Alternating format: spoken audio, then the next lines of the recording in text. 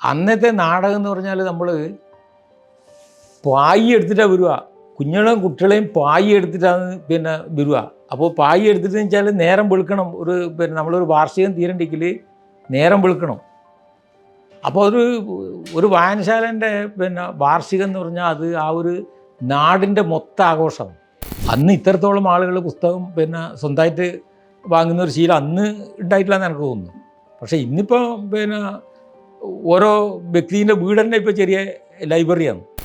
ചെമന്ന കൈപ്പത്തി എന്നെല്ലാം പറഞ്ഞ ദുർഗാപ്രസാദ് ഖത്രീൻ്റെ ആ പുസ്തകമൊക്കെ അന്ന് അതൊക്കെ ശരിക്കും പറഞ്ഞാൽ അയാളെ ആ ഭാവനയുണ്ടല്ലോ.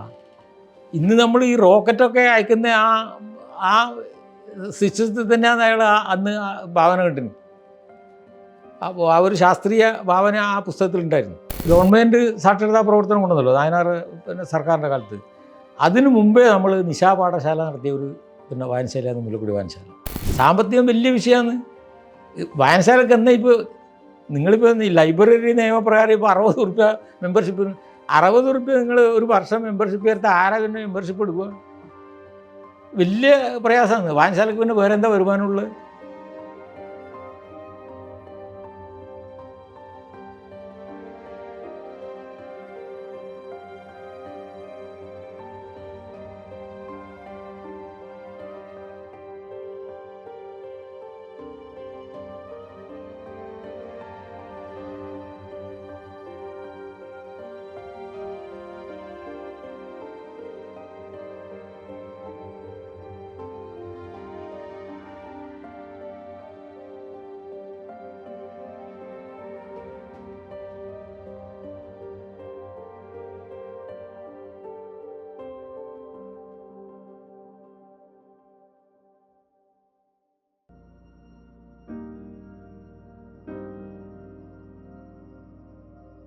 നമ്മളെ മുട്ടത്ത് വർക്കിൻ്റെയും കാനം മീശേൻ്റെയും അത് അന്ന് അത്തരം പുസ്തകങ്ങൾ ഉണ്ടാവും.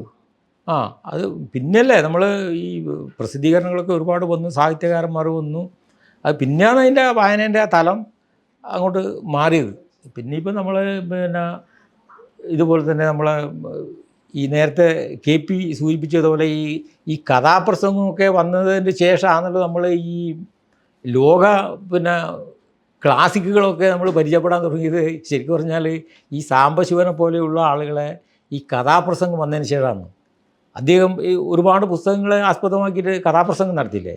അപ്പോൾ അതിന് ശേഷമാണ് നമ്മൾ അത്തരം കൃതികളെ സംബന്ധിച്ച് നമ്മൾ പരിചയപ്പെടുന്നത്. ഇപ്പോൾ പാവങ്ങൾ എന്നെല്ലാം പറഞ്ഞ വിക്ടർ ഹ്യൂഗോൻ്റെ പാവങ്ങളൊക്കെ നമ്മൾ വായിക്കുന്നപ്പോൾ അപ്പോൾ അതിന് ശേഷമാണ് നമ്മൾ അത്തരം പുസ്തകങ്ങളൊക്കെ വന്നതെന്നുള്ളതാണ് അത് എനിക്ക് പറയാനുള്ളത്.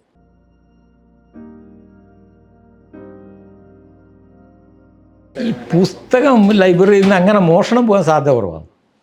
അത് ഒരിക്കലും അതിന് സാധ്യതയില്ല. കാരണം വെച്ചാൽ നമ്മളത് കൃത്യമായിട്ട് അതിന് രജിസ്റ്റർ ഉണ്ട്. അത് ഓരോരുത്തർക്കും ഓരോ പേജുണ്ട്. അത് കൊടുത്ത തീയതിയുണ്ട്, അദ്ദേഹത്തിൻ്റെ ഒപ്പുണ്ട്. അത് നമ്മൾ തിരിച്ചു കൊണ്ടുവന്നാൽ ലൈബ്രറിയൻ്റെ ഒപ്പോടുകൂടി അത് തിരിച്ചു വാങ്ങുന്നതിന് മോഷണം പോകാൻ സാധ്യത ഞാൻ തീരെ കാണുന്നില്ല. ഞാനിപ്പോൾ എൻ്റെ ഒരു വായനശാലയിൽ വെച്ചിട്ട് നോക്കിയാൽ അതിന് സാധ്യത ഞാൻ കാണുന്നേ ഇല്ല. തിരിച്ചു കിട്ടാത്ത അവസ്ഥയുണ്ടാവും. തിരിച്ചു കിട്ടാതെ വെച്ചാൽ ഇപ്പോൾ ഒരാളൊരു പുസ്തകം കൊണ്ടുപോയി അയാളിപ്പോൾ ഒരു വായിച്ച് ഒരു 2 ആഴ്ചയിലും കഴിഞ്ഞ് ചിലപ്പോൾ പുസ്തകം കൊണ്ടുവന്നു അല്ലെങ്കിൽ അയാൾ പുസ്തകം കൊണ്ടുവന്നില്ല, അയാൾ വീണ്ടും വരുവാണ്. അപ്പോൾ എനിക്കൊരു പുസ്തകം വേണം. അപ്പോൾ അപ്പോൾ നമ്മൾ റെക്കോർഡ് നോക്കുമ്പോൾ അല്ല, നിങ്ങൾ ഇത്രാം തീയതി ഒരു പുസ്തകം കൊണ്ടുവരുന്നില്ല, അത് തിരിച്ചിട്ട് കൊണ്ടുവന്നിട്ട് കാണുന്നില്ലല്ലോ. അത് കേട്ടാ അത് എടുക്കാൻ വിട്ടുപോയി. ഞാൻ അതിന് വരുമ്പം നമുക്ക് ഒന്നിച്ച് കൊണ്ടുവരാം. അപ്പോൾ ഒന്നിച്ച് കൊണ്ടുവരാന്നെല്ലാം പറയുമ്പോൾ ഈ ലൈബ്രറിയൻ സ്വാഭാവികമായിട്ടും അങ്ങനെ ഒരു കർശനമായിട്ടൊരു നിലപാട് അദ്ദേഹത്തിന് സ്വീകരിക്കാൻ വേണ്ടി കഴിയില്ലല്ലോ. ശരി, ഇനി രണ്ടാമത് കൊണ്ടുപോവാ എന്ന് പറഞ്ഞാൽ അങ്ങനെയെല്ലാം കൊടുത്താൽ അങ്ങനെയെല്ലാം ചില സാധ്യതയുണ്ട്. പിന്നെ അത് കുറേ കഴിയുമ്പം ലൈബ്രറിയനും മറക്കും. ഈ പുസ്തകം കൊണ്ടുവരുന്ന ആൾ പിന്നെ പുസ്തകം എടുക്കുന്ന ഒരു ഇതുണ്ട്. അത് ഞാൻ നേരത്തെ ഇവിടെ എത്തിച്ചല്ലോ, അത് ഞാൻ എൻ്റെ ഇന്ന ആൾക്ക് കൊടുത്തയച്ചായിരുന്നല്ലോ, അങ്ങനെയെല്ലാം പറയും. പക്ഷേ നമുക്ക് പുസ്തകം കൊണ്ടുവരുന്നെങ്കിലും തിരിച്ചു കൊണ്ടുവന്നിട്ടുണ്ടെങ്കിലും അത് വ്യക്തമായിട്ടുള്ള രേഖയാണ്. അതൊരു സുമാർ നമ്മൾ ഒരു വായുവാക്കല്ല, രേഖയാണ്.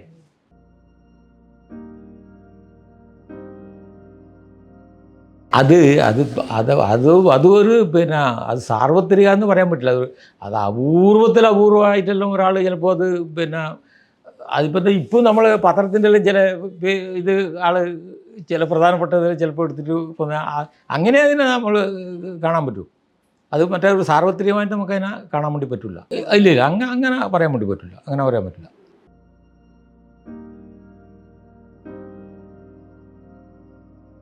സ്ത്രീകളും അന്നേരം ലൈബ്രറി അന്നേരം ലൈബ്രറിയൊന്നും ആയിട്ടില്ലെങ്കിലും സ്ത്രീകളും വരവുണ്ട്. സ്ത്രീകളായിട്ട് വായനശാലയിലൊക്കെ വായനശാലയിൽ വെച്ചാൽ അന്നിപ്പോൾ നമ്മൾ അതിൻ്റെ ഒരു ഉദാഹരണം പറഞ്ഞാൽ അന്നത്തെ നാടകത്തിൻ്റെ ഇവിടെ സൂചിപ്പിച്ചല്ലോ. അന്നത്തെ നാടകം എന്ന് പറഞ്ഞാൽ നമ്മൾ പായി എടുത്തിട്ടാണ് വരിക. കുട്ടികളെയും പായി എടുത്തിട്ടാണ് വരിക. അപ്പോൾ പായി എടുത്തിട്ട് വെച്ചാൽ നേരം വെളുക്കണം. നമ്മളൊരു വാർഷികം തീരണ്ടെങ്കിൽ നേരം വെളുക്കണം. അപ്പോൾ ഒരു വായനശാലേൻ്റെ വാർഷികം എന്ന് പറഞ്ഞാൽ അത് ആ ഒരു നാടിൻ്റെ മൊത്തം ആഘോഷം. അത് അന്ന് ആ ഒരു വീട്ടിലും ആളുണ്ടാവില്ല ശരിക്കും പറഞ്ഞാൽ. ഇന്നത്തെ മാതിരിയല്ല. ഇന്നിപ്പോൾ അതെല്ലാം കുറച്ച് പുറകോട്ട്. എന്നാലും ഇന്ന് നമ്മൾ നാടകം ഇപ്പോൾ നമ്മൾ 2-3 വർഷം മുമ്പേ മുല്ലക്കുടി ഒരു നാടക ഫെസ്റ്റ് വെച്ചായിരുന്നു. ഒരു 5 ദിവസത്തെ പരിപാടി. എന്ന് വെച്ചാൽ നല്ല പങ്കാളിത്തം എന്ന് പറഞ്ഞാൽ നല്ല പങ്കാളിത്തമായിരുന്നു. അതുപോലെ തന്നെ നമ്മളൊരു കമ്പവലി മത്സരം വെച്ചു. അതിലും നമ്മളെല്ലാം സങ്കല്പത്തിനപ്പുറമുള്ള ആളുകളെ പങ്കാളിത്തമായിരുന്നു. അപ്പോൾ ആളുണ്ട് നാടകം. പക്ഷേ ഇന്ന് നമുക്ക് വർഷാവർഷം നമുക്ക് വാർഷികം നടത്താൻ പറ്റാത്തതും നാടകം നടത്താൻ പറ്റാത്തതും ഒരു കാലത്തിലേക്കാണ് നമ്മൾ പോകുന്നത്.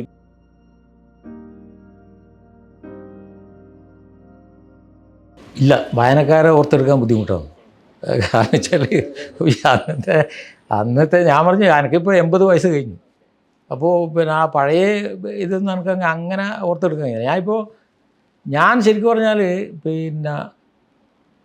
75 മുതൽ ഞാൻ ലൈബ്രറി ആയിട്ട് നടന്ന് ചെയ്യുന്നുണ്ട്. പക്ഷെ അന്നേരം ചെറിയ ബിൽഡിങ്ങാണ്. ചെറിയ ബിൽഡിങ്ങും പുസ്തകത്തിൻ്റെ എണ്ണം കുറവ്. അപ്പോൾ അത് എല്ലാം കഴിഞ്ഞ് ഞാൻ 87 എനിക്കൊരു സർക്കാർ സ്കൂളിലൊരു പ്യൂണിൻ്റെ ഒരു ഇത് കിട്ടി. അപ്പോൾ അങ്ങനെ ഞാൻ പോയിട്ട് പിന്നെ ഞാൻ പിരിയുന്നത് 2000-ലാണ്. 2000 പിരിഞ്ഞ് ഞാൻ ഒരു 2013 മുതൽ ഞാൻ 24 വരെ ഞാൻ ഈ നമ്മളെ മുല്ലക്കുടി വായനശാലയിൽ ലൈബ്രറിയായിട്ട് തുടരുന്നുണ്ട്. അപ്പോൾ വനിതാ ലൈബ്രറിയൻ ഉണ്ട്. വനിതാ ലൈബ്രറിയൻ വീടുകളിൽ പുസ്തകം എത്തിക്കലാണ്. അവർ വായനശാലയിലല്ല. അപ്പോൾ അങ്ങനെ ഉണ്ട്.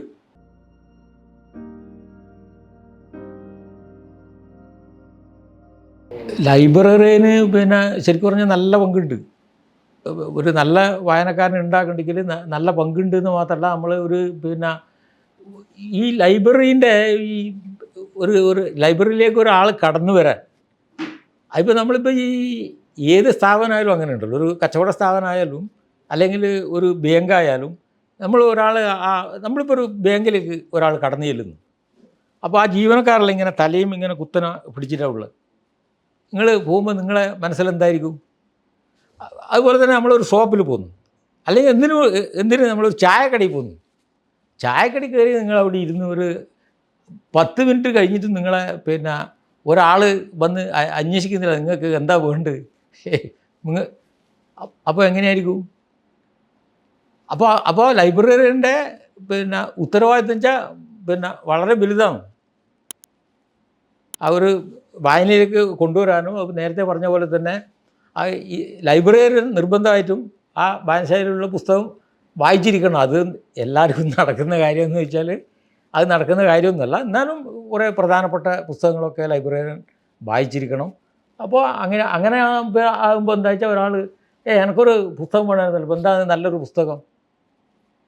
അപ്പോൾ ചില ആൾ ഇപ്പോൾ അപ്പോൾ നമ്മൾ ചോദിക്കും, എങ്ങനെ ചില ആൾ ചോദിക്കും, അല്ല നിങ്ങൾ പുസ്തകമാണോ അല്ല ഏതെങ്കിലും സാഹിത്യകാരന്മാരെ ആ സാഹിത്യകാരന്മാരെ കൃതിയാണോ നിങ്ങൾ ഉദ്ദേശിക്കുന്നത്, അല്ല എങ്ങനെയാണ് അത് നമ്മൾ ചോദിക്കും. അപ്പോൾ സാഹിത്യകാരന്മാരെന്ന് പറയുമ്പോൾ നമ്മൾ ഇന്നിന്ന മുകുന്ദനാണെങ്കിൽ ഇന്നിന്ന പുസ്തകം എഴുതിയിട്ടുണ്ട്, അല്ലെങ്കിൽ MT ആണെങ്കിൽ ഇന്നിന്ന പുസ്തകം എഴുതിയിട്ടുണ്ട്. അപ്പോൾ അതിൽ ഇന്നിന്നെല്ലാം നല്ല പുസ്തകമാണ് എന്ന് പറയണമെങ്കിൽ നമ്മളും കുറച്ച് വായിച്ചിരിക്കണമല്ലോ. അത് ആവശ്യമാണ്.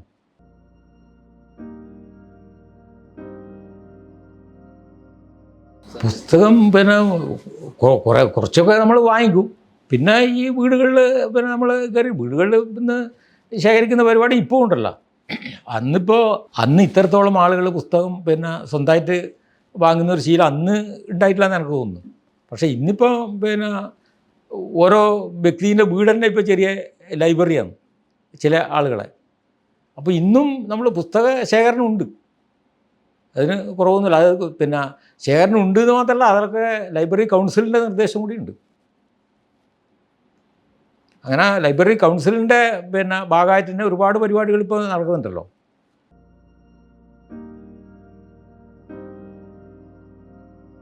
ഇല്ല, അതില്ല. പുസ്തകം അങ്ങനെ കണ്ടതിൻ്റെ പിന്നെ ഓർമ്മ ഇപ്പോൾ ഇല്ല. അന്നിപ്പോൾ ഞാൻ പറഞ്ഞില്ല, ഈ പിന്നെ ഡിറ്റക്റ്റീവിൽ ഈ പിന്നെ ചെമന്ന കൈപ്പത്തി എന്നെല്ലാം പറഞ്ഞ ദുർഗാപ്രസാദ് ഖത്രീൻ്റെ ആ പുസ്തകമൊക്കെ അന്ന് അതൊക്കെ ശരിക്കും പറഞ്ഞാൽ അയാളെ ആ ഭാവനയുണ്ടല്ലോ. ഇന്ന് നമ്മൾ ഈ റോക്കറ്റൊക്കെ അയക്കുന്ന ആ സിസ്റ്റത്തിൽ തന്നെയാണ് അയാൾ അന്ന് ഭാവന കണ്ടിന്. അപ്പോൾ ആ ഒരു ശാസ്ത്രീയ ഭാവന ആ പുസ്തകത്തിലുണ്ടായിരുന്നു. ചുവന്ന കൈപ്പത്തി, വെളുത്ത എഴുത്താൻ എന്നെല്ലാം പറഞ്ഞാൽ അതിൻ്റെ തുടർച്ചയായിട്ട് കുറേ പുസ്തകങ്ങൾ. ഡ്രാക്കുളയൊക്കെ ഈ ആളുകളെ പിന്നെ മനസ്സിൽ ഭയമുണ്ടാക്കുന്ന ഒരു പുസ്തകമല്ലേ.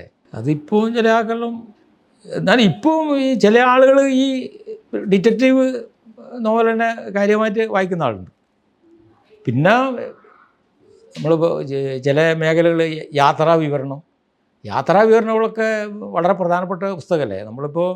നമ്മളിപ്പോൾ ഒരു രാജ്യത്ത് നമുക്ക് പിന്നെ സഞ്ചരിക്കാൻ വേണ്ടി കഴിഞ്ഞൊന്നുമില്ല. ഇപ്പോൾ നമ്മളിപ്പോൾ ചൈനയിൽ പോയിട്ടുണ്ടാവില്ല, പക്ഷേ ആ ചൈനയിൽ പോയ ഒരു പിന്നെ ആളുടെ ഒരു വിവരണമൊക്കെ കേൾക്കുമ്പോൾ അതുപോലെ തന്നെ ഇപ്പോൾ നമുക്കറിയാമല്ലോ, ഇപ്പോൾ സഫാരി ചാനലുകൾ സന്തോഷ് ജോർജ് കുളങ്ങരയൊക്കെ അദ്ദേഹത്തിൻ്റെ ചാനലൊക്കെ കാണുമ്പോൾ നമുക്ക് പിന്നെ ഉണ്ടാകുന്നൊരു വികാരമുണ്ടല്ലോ, ഒരു സന്തോഷം.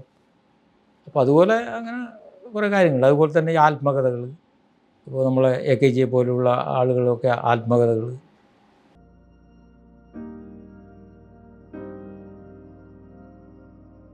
സാക്ഷരത ശരിക്കും പറഞ്ഞാൽ ഇപ്പോൾ നമ്മൾ ഗവൺമെൻറ് സാക്ഷരതാ പ്രവർത്തനം കൊണ്ടുവന്നല്ലോ 14 പിന്നെ സർക്കാരിൻ്റെ കാലത്ത്. അതിനു മുമ്പേ നമ്മൾ നിശാപാഠശാല നടത്തിയ ഒരു പിന്നെ വായനശാലയാണ് മുല്ലക്കുടി വായനശാല. അതൊരു ആക്കൽ കുഞ്ഞിക്കണ്ണൻ മാഷ് എന്ന് പറഞ്ഞ പിന്നെ അദ്ദേഹമാണ് അതിന് നേതൃത്വം കൊടുത്തത്. അന്ന് എത്രയോ ആളുകൾക്ക് പിന്നെ മലയാളവും ഇംഗ്ലീഷും പിന്നെ അദ്ദേഹം പഠിപ്പിച്ചിട്ടുണ്ട്. അത് എത്രയോ ആൾക്ക് ജോലിക്ക് പോകാൻ ആവശ്യമായിട്ടുള്ള ഒരു ഇത് പിന്നെ അതും ഒരു എടുത്തു പറയേണ്ട ഒരു കാര്യമാണ്. ഈ നമ്മളെ ഇതൊന്നും തുടങ്ങുന്നതിന് മുമ്പ്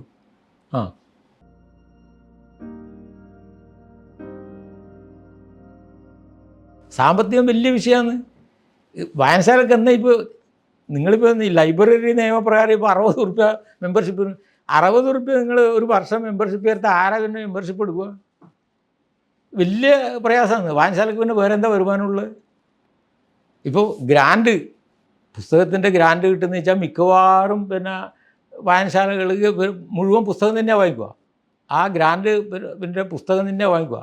അപൂർവം ചില വായനശാലകൾ മാത്രമേ അതിൻ്റെ ചെറിയൊരു ഭാഗം മറ്റ് എന്തെങ്കിലും ഉപയോഗിക്കൂ. എന്തെങ്കിലും എന്നല്ല, വായനശാലക്ക് ആവശ്യമായിട്ടുള്ള പിന്നെ അലമാര പോലെയുള്ള ഇത് കസേര അങ്ങനെ വാങ്ങിക്കാൻ വേണ്ടിയിട്ട്.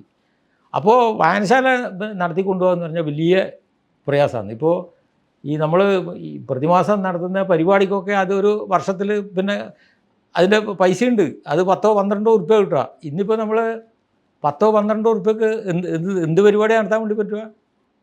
വലിയ പ്രയാസമാണ്. വായനശാലകൾ ശരിക്കും പറഞ്ഞാൽ പ്രതിസന്ധി തന്നെയാണ് നേരിടുന്നത്.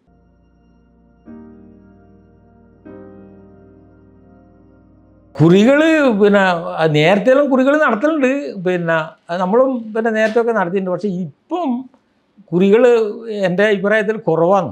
ഇല്ലയെന്ന് ഞാൻ പറയില്ല, കുറവാണ്. അതെന്താ, അത് ഒന്നെന്താ വെച്ചാൽ ഇപ്പോൾ കുറി പല ഇതിലും വന്നു. പിന്നെ ഈ സഹകരണ പ്രസ്ഥാനത്തും വന്നതോടുകൂടി ഈ സഹകരണ മേഖലയിൽ പിന്നെ അത് കുറിയല്ല, പക്ഷേങ്കിൽ ഏതാണ്ട് അതിന് സമാനമായിട്ടുള്ള പിന്നെ ഇത് നടക്കുന്നുണ്ട്. അപ്പോൾ ഉള്ള ആളുകൾ കുറേ അതിലേക്ക് പോവും. പിന്നെ ഏതെല്ലാം നിങ്ങൾ ഇൻഷുറൻസ് ഏജൻസി വേറെ അങ്ങനെയുള്ള ഒരുപാട് കാര്യങ്ങൾ ഈ ഉണ്ടല്ലോ. അപ്പോൾ ആളുകൾ എന്നാൽ കുറി ഇല്ല എന്നല്ല, കുറി വേണം. കുറി ഉണ്ടെങ്കിൽ മാത്രമേ നമുക്ക് പിന്നെ മുമ്പോട്ട് പോകാൻ വേണ്ടി കഴിയും, സാമ്പത്തിക പ്രയാസമില്ലാതെ.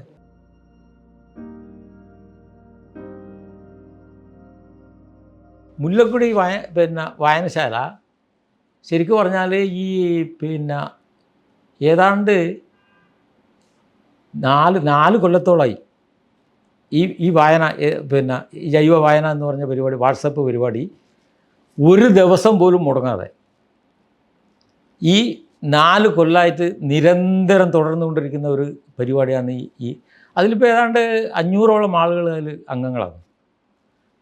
അത് എനിക്ക് തോന്നുന്നു ഈ കണ്ണൂർ ജില്ലയിലല്ല, കേരളത്തിലല്ല, ഇന്ത്യയിൽ തന്നെ അങ്ങനെ ഒരു വായനശാല ഉണ്ടാവുമെന്ന് എനിക്ക് തോന്നുന്നില്ല. അതിൻ്റെ നായകത്വം വഹിക്കുന്നത് ഇപ്പോൾ ലൈബ്രറി കൗൺസിൽ അംഗമായിട്ടുള്ള KC രമേശൻ എന്ന് പറയുന്ന വ്യക്തിയാണ്. ആ രമേശൻ്റെ അനുജൻ KC മഹേശൻ മാഷാണ് ഇപ്പോൾ വായനശാലൻ്റെ സെക്രട്ടറി. അദ്ദേഹം KSTൻ്റെ ഒക്കെ സംസ്ഥാന ഭാരവാഹിയാണ്. അപ്പോൾ ഈ ജൈവ വായനാവേദി എന്ന് പറഞ്ഞ ഒരു അത്ഭുതമാണ് ശരിക്കും പറഞ്ഞാൽ. അത് നമ്മുടെ സംസ്ഥാനത്തിൻ്റെ നാനാഭാഗങ്ങളിലുള്ള സാഹിത്യകാരന്മാരെയും എഴുത്തുകാരെയും അതുപോലെ തന്നെ ഒക്കെ കണ്ടുപിടിച്ചിട്ട് ഇങ്ങനെ ഓരോ ദിവസവും ഓരോ പുസ്തകം അവതരിപ്പിക്കുക എന്നുള്ളത് ചെറിയ വിഷയമൊന്നുമല്ല. അത് ഈ രമേശൻ എന്ന് പറയുന്ന വ്യക്തിൻ്റെ എന്താ പറയേണ്ടത്, വല്ലാത്തൊരു മെനക്കേണ്ട ഭാഗമായിട്ടാണ്. അത് സത്യം പറഞ്ഞാൽ നിങ്ങളത് സൂചിപ്പിച്ചില്ലേ ഞാനത് മറന്നു പോകുമായിരുന്നു. ഞാനത് പറയാൻ ഉദ്ദേശിച്ച കാര്യമായിരുന്നു. അതിപ്പോൾ നിരന്തരമായിട്ട് നടക്കുന്നുണ്ട്.